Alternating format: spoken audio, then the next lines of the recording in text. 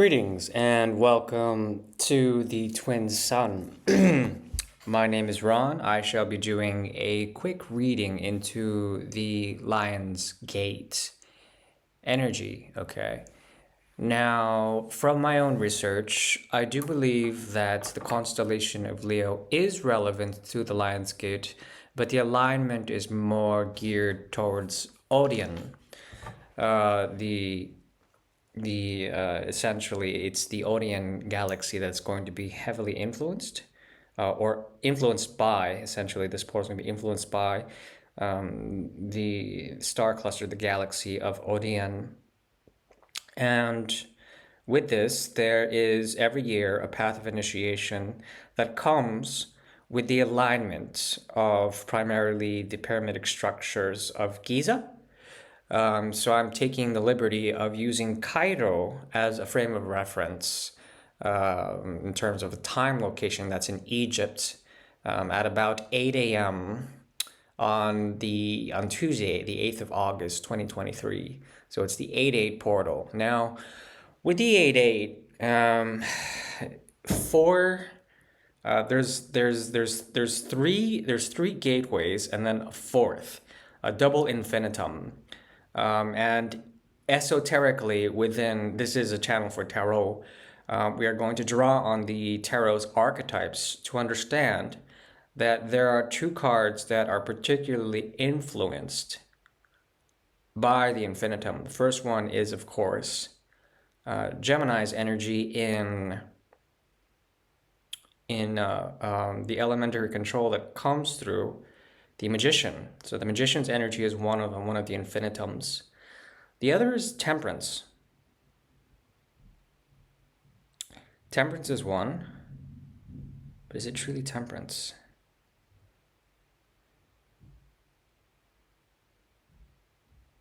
The Hanged Man. Okay, so I'm getting mixed information. Temperance, I do believe in some tarot decks has the emblem of the infinitum, but that is tied to Sagittarius's energy. Okay, that's Jupiter's energy in the ninth house. But I don't think this particular Lion's Gate has anything to do with that. No, it does not. It has to do more with the third gate, okay, which has to do with friendships. It has to do with siblings, brotherhoods, fraternities. It has to do also with the Greek alphabet, which is basically epsilon, theta, pi, delta. All of these are going to be significant. Each of the Greek alphabets are related to a numerological code. And these are very significant in terms of quantifying things, okay? Now, there is a level of arithmetic within the magician's energy. It has to do with the balancing of the four elements, plus the fifth element, which is space. Okay, now space is very significant in the Lion's Gate. What I understand, going back to the original point, is that the pyramids become aligned with Odeon. And at one point, there was a great victory that pointed to the Sphinx and the horizon, the dawning of the sun, with the alignment of the constellation there, the ascendant, becoming very important. In this particular Lion's Gate, the ascendant is based... Odeon, are you with me? Yes. The ascendant is based here on the chart, here. So that's the first house, 12th house cusp. That's the ascendant. It's when the zodiac goes through its cycle in terms of dying through another. And then the first 6 houses are coming to a point of perfection. So it has to do with the idea of self, the idea of perfection. And then the second half of the zodiac has to do with the idea of the non-self. Okay, that's the yin-yang of the zodiac. So when it comes to this, Virgo's energy is going to be interesting. It's going to be heavily activated by Mercury, which is, of course, the magician card, right? When it comes to tarot, the magician is able to draw upon celestial influence to influence their environment. Okay, in a way, it's a way to coerce the material realm and to bring order to it through the hands. Okay, so human agency becomes important, but it's also in the way we interpret the infinite, the way we interpret the celestial order, the celestial hierarchy. Okay, and bring that to materiality. Now, in some decks, some tarot decks, the magician has a rod. Some tarot decks, it's the cup. It's usually the rod or the cup. So it's fire or water that they hold, that they're beholden to. At the same time, the infinitum lies on a horizontal point. It's an 8 to the side, and it lies on a horizontal point above the third eye, around the crown chakra. And because of such, the mystery of the third and the sixth house has to do with the division between 2. 6 divided by 3 equals 2. And with this, there is an ability to multiply certain things, okay? I'm talking about propagation. I'm talking about the ability to throw a stone, something material, into consciousness, into the sea of consciousness. And for it to have a vibrational effect that propagates according to ripples and the sort of generation of a general flow, it's what's beneath what is visible on the surface. And that's the real trick. When we're dealing with, let's say, people who are reflections of us, and they could be our brothers or sisters, they can be a part of what we think humanity is, they can be children, there can be an inner child below that. And there's a way to understand through the magician's energy during the Lion's Gate on the 8th of August at 8 a.m. in Cairo, to understand the cleanliness of our mind and our actions. How there is an element of perfectionism in there is the ability to see into the infinite and reflect accordingly. To be able to be reflexive with the technological advancements we produce in terms of a spiritual development. I'm talking about attunement. I'm talking about gravitas or charisma, like the charisma of St. Paul, the charisma of the Christ figure, the charisma of John the Baptist, the charisma of Muhammad. Anyone who has, or even Muhammad Ali, or Jackie Chan, Bruce Lee. Jackie Chan's probably a poor choice for charisma. I mean, there is charisma there. It's just he's more of a comic. Point is that there's something about what we reach out to when it comes to the infinite. Okay. Now, the interesting thing is that Leo is inhabiting the 11th and 12th house cusps here in this chart. And the sun is in the 12th house at the time the Lion's Gate opens, okay? Technically, I would think the Lion's Gate opens right around sunrise, so that would be 5 a.m., maybe 6 a.m. But we're going to stick with 8 a.m., and there's only going to be a slight variation of ascendant and perhaps Mercury, perhaps even the moon. Those are fast-moving sort of placements. And because of such, we have a small amount of variance here that places Leo basically in the 12th house, with the Sun and Venus here in the 12th. There is a great capacity for an activation of this square. Okay, the square that exists here between the 12th and the 9th. And it's interesting because what we have here are people who are invested in the wrong way of thinking that come against spirituality, especially with the sun in the 12th house. There is a deep a deep sort of penetrative look into infinity here. Okay. Now, infinity is an interesting thing because it balances out according to two pentacles or according to the number eight, but then the eight that is sideways. It points to the second house. It points to the fifth house and the 11th house. It points to that axis, the fixed axis, okay? And the fixed axis spins around the number eight, which is, here's an eight, and it's the infinity. The axis is in the middle of that, and it spins accordingly. Now, the role of the magician and also the role of the Two of Pentacles, which is also where another infinity is in the tarot, it has to do with the continuity of time that is based on the wave, on the ripple, on the observation effect in quantum mechanics. Okay. So what I'm talking about here is the ability to balance out and sustain two parallel dimensions. Only two. There are a lot of dimensions out there. From my own research, I believe there is 24D and beyond that.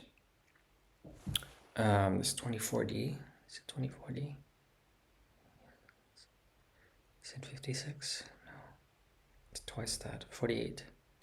24 and 48D. There's up to 48 dimensions, I believe, that represent dimensions of light and dark. 24 light, 24 dark. Okay.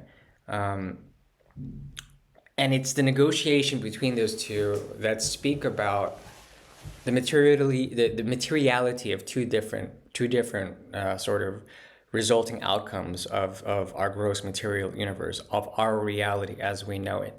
Now, there are possibilities to jump timelines, okay, and to time travel. But the thing is that in terms of consciousness, you are still beholden to a general flux or a general sort of way of things are going to turn out, at least on a collective level. And I'm not going to get political, but there are certain climates out there that are going to be affected on many timelines in terms of a general flux, a general flow. And some of those things are inevitable. I mean, you can pray for peace to avoid war, for example. But at the same time, sometimes it requires that you have war to have peace. It's that whole sort of yin-yang, elation through suffering sort of paradigm. Now, let's get back to the astrology. When it comes to what's going on at the Lion's Gate, there's a conjunction of Venus and Sun, slight conjunction, about, I would say, 8 degrees, which is still a very, very powerful conjunction in the 12th house that activates a square between the 12th and the 9th with the Moon and Jupiter conjunct. Now, when the Moon and Jupiter is conjunct, there is a very interesting dynamic wherein the graha, or the planet that is conjunct with the sun, for example, sunlight, the sun tends to combust certain things. And that's sort of happening with this affliction here. The sun combusts Jupiter, the sun combusts the moon.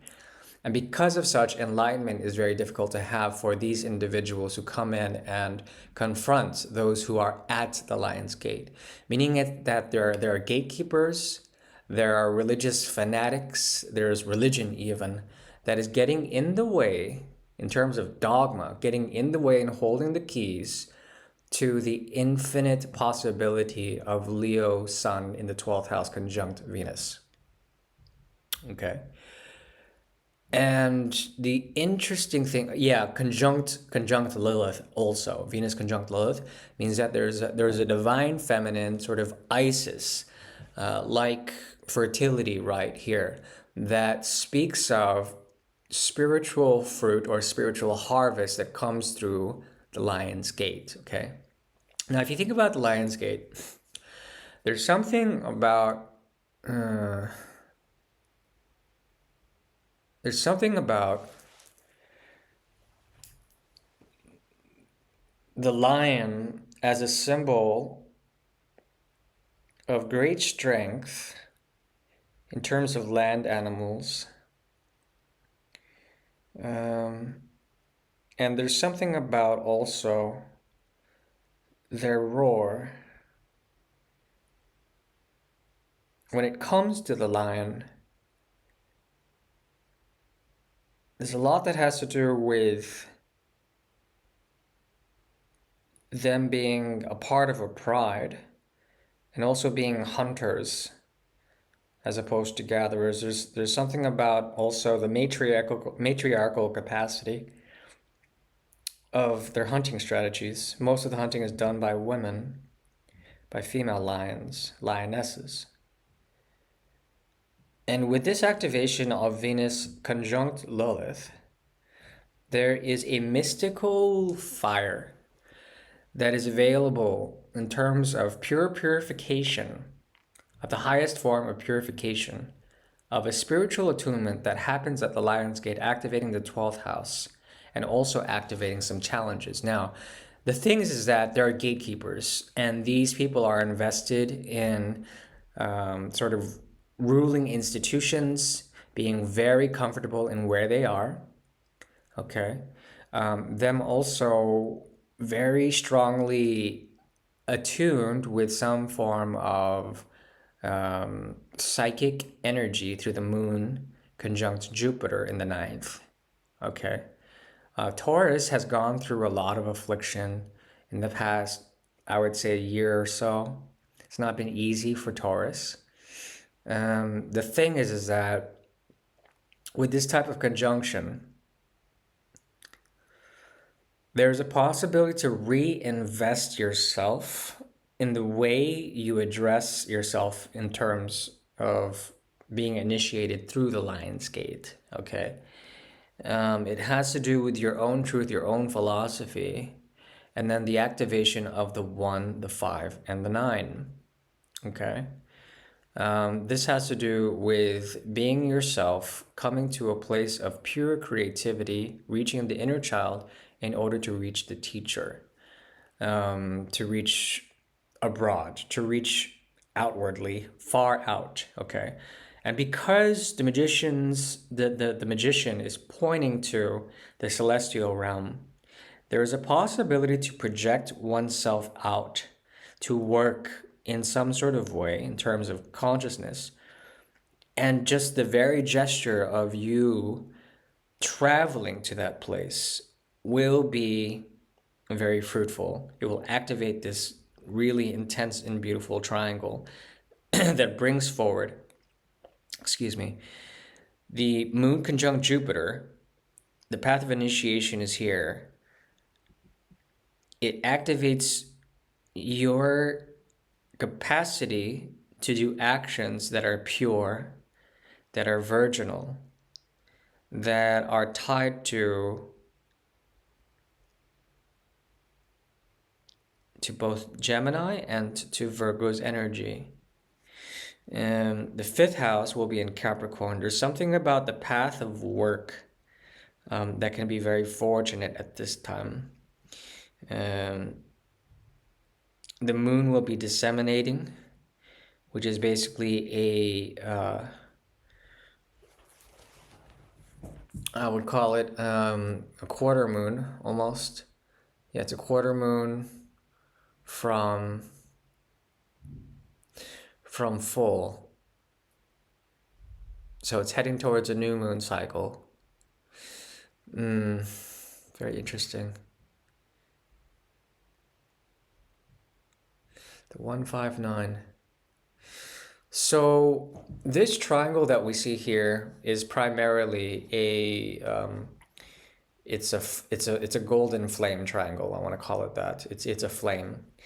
It is a blue triangle here, but basically it activates the path of Dharma, the 1, the 5, and the 9. Okay, that's all the fire signs, from cardinal fire to fixed fire to mutable fire.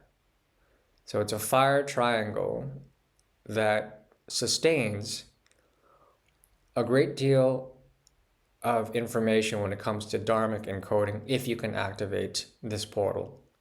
The idea here is to act individually, cardinally, in such a way that they align with the mind. Okay, so your actions have to be mindful. They have to conjunct in this respect in terms of Virgo. This is Virgo's energy. Now, Virgo is indicating the path of the hermit.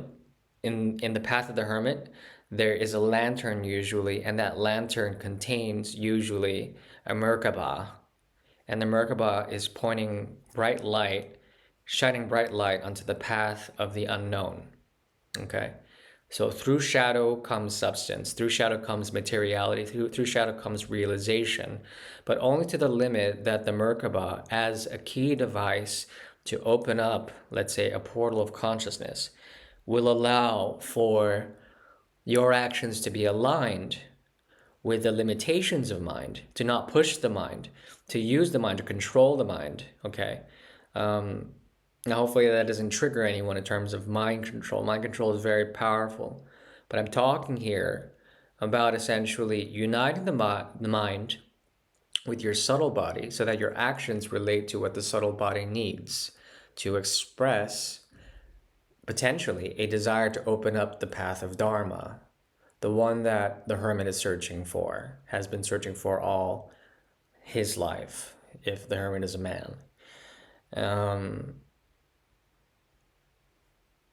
Now, the thing is that when this occurs, your friends will be very mutable at this time and juncture. And they won't want to work on a collective level. There is a lot on the horizon in terms of the medium Joedi, which is going to be placed in Gemini conjunct Fortune. So there's a lot that has to do with a block when it comes to working with others in order to achieve anything in terms of a work ethic or whatever. Don't look to that. The real spiritual riches of, let's say, antiquated societies, of spiritual societies, societies that were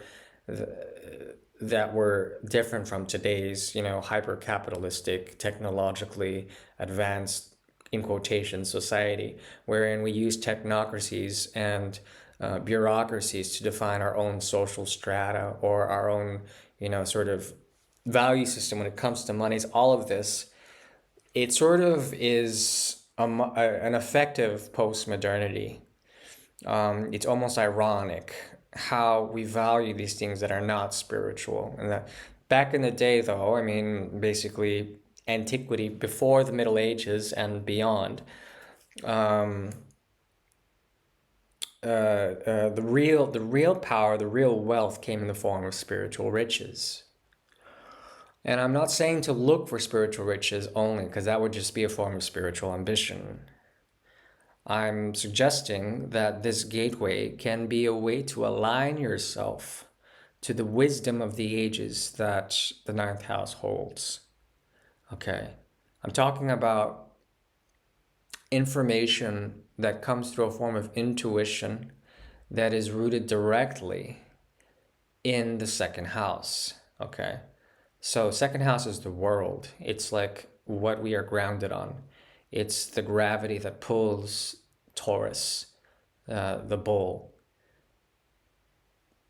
in its sort of, languid chillness, the Zen, the bulls of antiquity also were very chill, especially when it comes to Indian societies. I'm talking about like the Vedic societies in India. They tend to worship bulls, for example. No bullshit. I mean, there really is something about the Hierophant's energy here that speaks about the completion of the Dharmic path. The self moves to ideas of, let's say, romance, pleasure, creativity, anything else is more the fifth house. In Capricorn, this has to do with structures in the way we socially interact or creatively interact. There's a possibility to have a sense of learnedness in all of this about the self and about the path, the dharmic path, the true path, the righteous path. Okay. So that is what I'm seeing in terms of this activation of the triangle, the golden triangle of fire, the golden flame of fire within the triangle. Now, when it comes to this, there is an interesting transformative agent that speaks about setting fire to the hermit, or the hermit's mind going on fire, or the fire of the Merkaba increasing.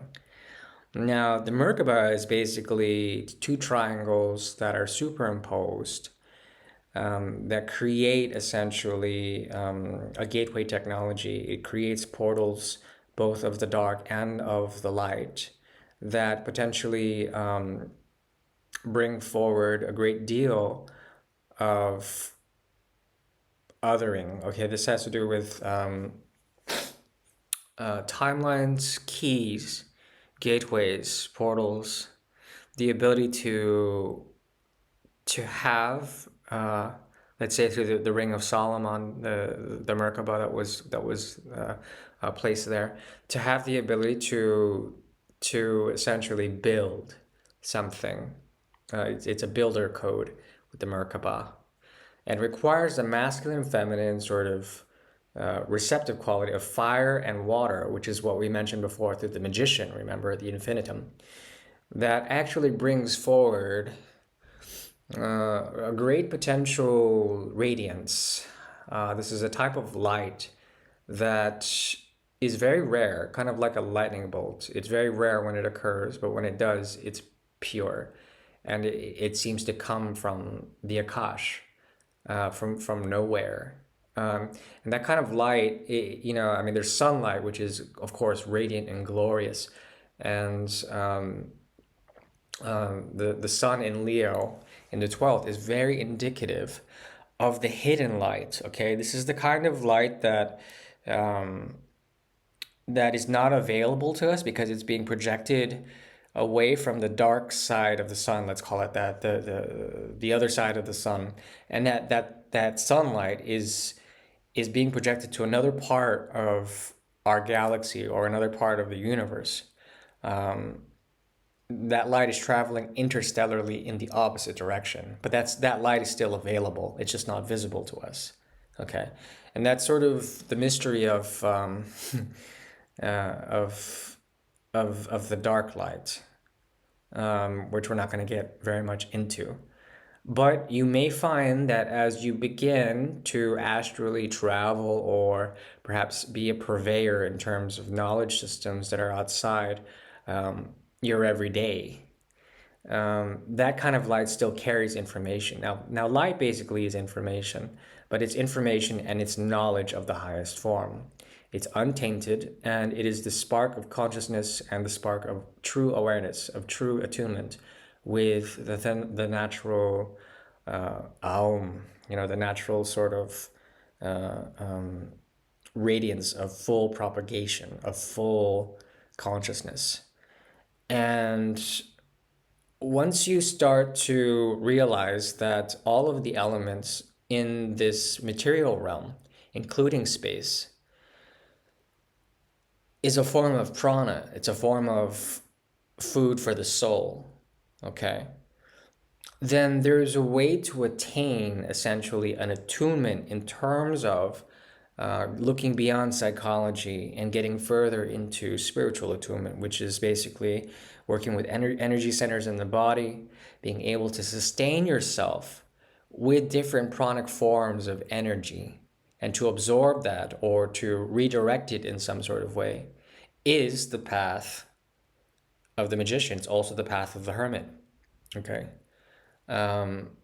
So these are some things to think about when it comes to how you can realign and walk the path that is unfolding before you as you hold the key of Merkaba in terms of the hermit, to walk that path, to also by the hanged man's energy, to not really have to try so hard, and then also through the heavenly influence that comes through the hands of the magician, okay, through water or fire. Can this be achieved through the masculine and feminine, through all great divides of our own classifying systems, our own epistemologies, our own ontological ways of trying to understand from left and right, from dark and light, from evil or good, what is that middle path? Which is what's being pointed to here. So these are just some thoughts. I don't think the North Node, South Node placements are going to be too agitated at this moment. North Node is in Aries, South Node's in Libra, and I'm rather, I'm kind of, I'm kind of glad that's like that. At the same time, there's elements of war and peace that has to do with transformation, death, regeneration sequences that have to do with grounding and balancing on that ground that is through the axis of cardinal air and fire. Primarily, the the conjunctions that we should be aware of have to do with Venus and Lilith being conjunct in Leo, which creates this very fixed feminine energy that is extremely, sort of violent and like pissed off, which is fine. There's something about that speaks about letting go of that type of energy through either sweating or through, like, say, a menstrual cycle, or like through a loss of blood, these, or like, just like letting go, like, of like water, the purification that comes to that, it's going to be very good if you can attune yourself in terms of that. It would help to alleviate the pressures of Guru, Jupiter in the ninth house, okay, in Taurus. Gurus who are invested in a world that is sort of forward thinking, or that is beyond our own world. Um, so this is like mirror civilizations. This has to do with looking beyond the confines of our own reality to get to true purpose. And the thing is that this type of guru will be seeking, they are invested into seeking out these people, okay, who are at the lion's gate, who are knocking on heaven's door. And essentially, there is a possibility for them to sort of go through a challenge in terms of the guru. The guru won't make it easy. The teacher won't make it easy, and that's the point. That's the point. Because what can be rewarded after that is a great emotional concern of information, a great sort of secret information that should not be given to those who aren't prepared. Okay, so the idea here is to align with the ascendant, with Mercury conjunct the Mars energy in Virgo. Now, when Mars goes into Virgo and accentuates the first house, it means that there are actions that your mind will want to do in terms of the mind-body connection that may be impulsive, that may be neurotic. So the idea is to tame those neurological capacities, to make them tidy, to be reflexive enough to know your own psychology, to know your own actions and why you do them. And in that process, there's an ability to open up the dharmic path, okay, and open up essentially one half of the Merkaba, if you wanted to think of it that way. Now, was I allowed to give all this information? Yes. Will the right people listen to it? Yes.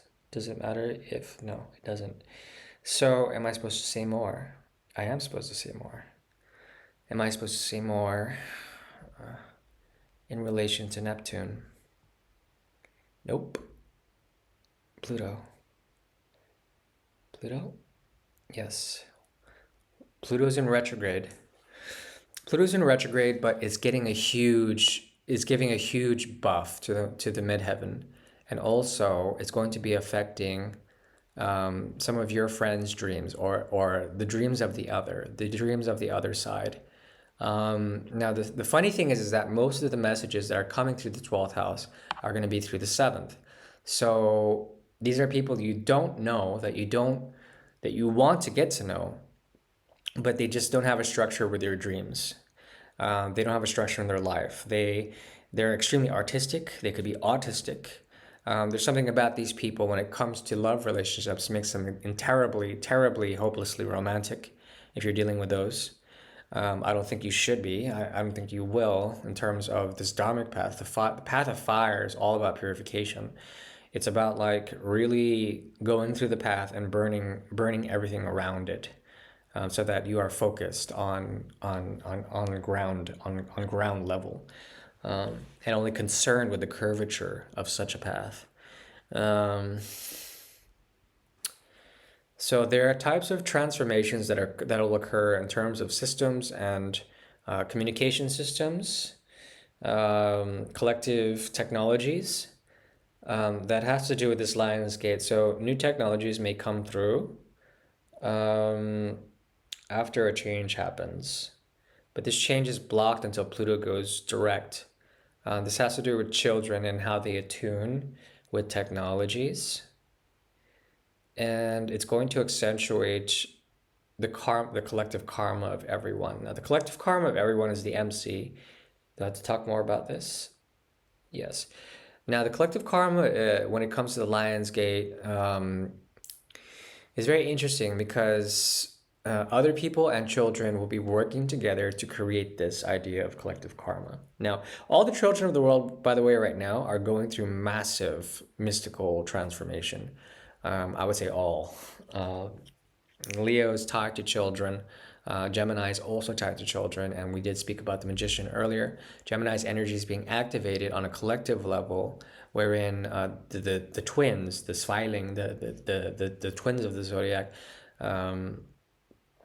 it's tied to the energy of the sun, and that's the mystery of the tarot, is that the twins that are supposed to be in the magician, they are, but they're in the form of the infinity. Two halves that make the whole, that are mirror images to each other, that negotiate a crisis of some sort. You ever like sort of notice that most twins or most brothers who are very similar go through crisis? They use each other as a mirror or an analog to understand their own sort of subjective twists to the universe, but then they're essentially the same person, something like this, essentially.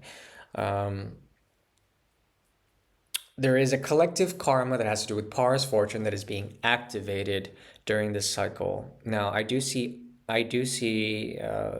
changes in the system. This is mirror systems. This has to do with sister technologies. It has to do with twin technologies, competitors coming into the radiance of the sun under the Great Pyramid. Okay, that's what I see it as. I mean, there usually is a structure behind the twins. They're at the gateway and they're trying to get into the gateway. And Gemini is the great gateway. The interesting thing is that anything that has to do with relationships will contribute to this, either by a block, by the unknown of a relationship, unknown variables of a relationship, or the joy of a relationship. All of that will contribute to this sort of crisis at the gateway when it comes to the Lion's Gate. And Pars fortune is there. No other influences are there. Saturn is going to square it in retrograde in Pisces at the 6th, 7th house cusp. And we have Pluto in retrograde. Okay. Now this Pluto in retrograde in the cusp of Capricorn in the 5th house. speaks about blocks when it comes to the creative impulses or romantic impulses of tradition. Something has to transform as it moves into the age of Aquarius, which is the next house over. When it moves to the 10th, 11th, or the 5th and the 6th, then there's a possibility of great realization, a division. So there's something about negotiating two realities and then choosing one of them. That is the great card of Leo. That's two of rods, making a choice by using one's own willpower to do so. And that's what essentially the hangman does. It takes one of the rods that holds up the hanged man. It's usually three rods, hanged by the third, and then two. When the hangman is down, then the hangman has the possibility to choose one of two rods or even three. It speaks about Jupiter. It also speaks about the sun's energy, solar energy. Is there more? Is there more? No, this video is done. Okay, so yeah, kind of a smattering, but essentially what I'm trying to say here is that in conclusion, there is a gateway that is accentuated by two conjunctions: the Sun conjunct, loosely conjunct Venus, and Lilith heavily conjunct within the energy of Leo in the 12th house. Okay, that will come under the duress of the gatekeepers. If you can negotiate that, then there's the dharmic path, the 9, the 5, and the 1, the 1, the 5, and the 9. And with that, there's a possibility to activate further conjunctions, including investments that gurus can give to you, teachers can give to you if you seek them out. You have to seek them out. You have to go to other galaxy clusters, or you have to be able to reach them somehow, or they will reach you. You don't really have to do it. As long as you are taming your mind and your actions, your physical impulses to do something. As long as your ritual is good, your sutras are clean, then you're fantastic. So that's basically it, I think, for this Lion's Gate. Further implications can occur, but I am not allowed to go further with this reading. So I do wish you well. I will upload this, and I'll be back with some tarot for the mid-month. Thank you. Bye-bye.